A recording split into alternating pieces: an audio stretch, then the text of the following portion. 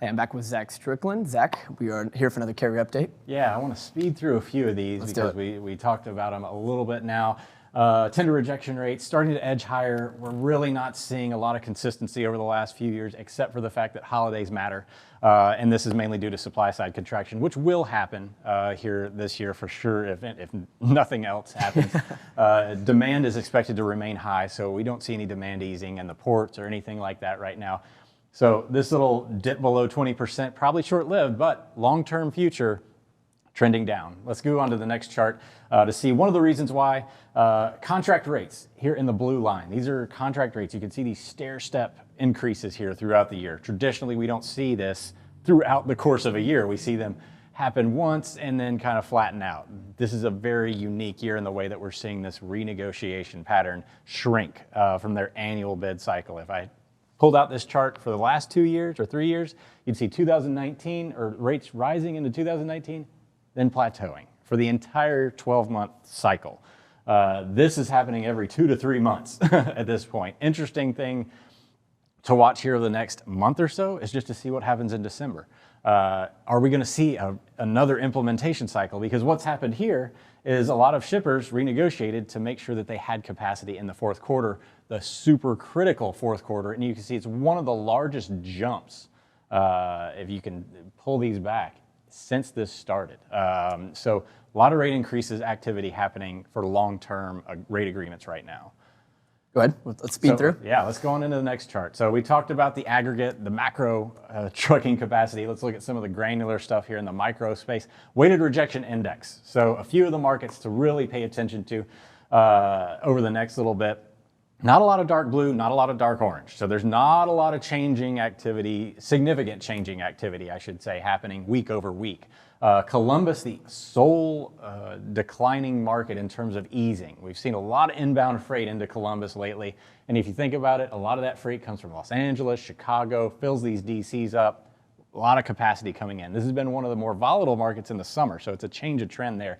And we'll dip into that here in a second. Northeast continues to see a lot of volatility. We saw easing out of Elizabeth last week. Now it's tightening up again. Along this corridor right here, we're seeing a lot of ups and downs. So if you're a carrier operating there, you definitely need to be paying attention almost every day to see where the spot market's going to heat up, loosen, etc.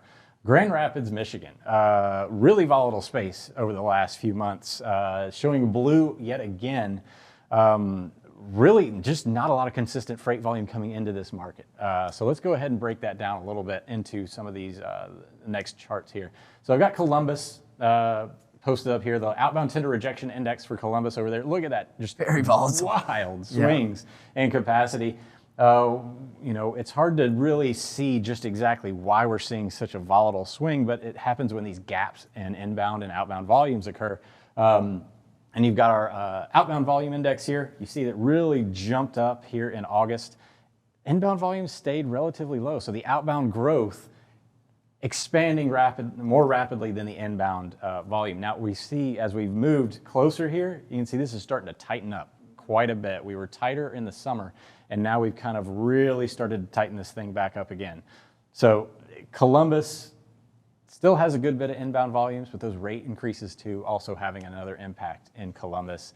This is going to be one of those markets that I think is going to continue to ease, in relation to where it's been in the spring, at least, because 18.69% below the national average right now. That's kind of our benchmark. If you're below the national average, don't expect as much spot market activity. The rate increase is probably happening more frequently in one of these markets. Let's look at the next chart here to see the Grand Rapids market really, took off in August and September in terms of tender rejection rates. You can see this big gap of outbound volumes and inbound volumes right here. Orange line of inbound volumes, that obviously grew that gap, and we're seeing it yet again. Not quite as big as it was before, but a 27% rejection rate out of Grand Rapids. It's not good. No. Well above the national average in terms of overall rejection rates, and it looks like that's probably going to persist here into the near future. Yeah, definitely had a spike in volumes here in August and September, getting maybe production back online in some of those manufacturing heavy industries in Michigan. All right, Zach, thanks so much for your time today.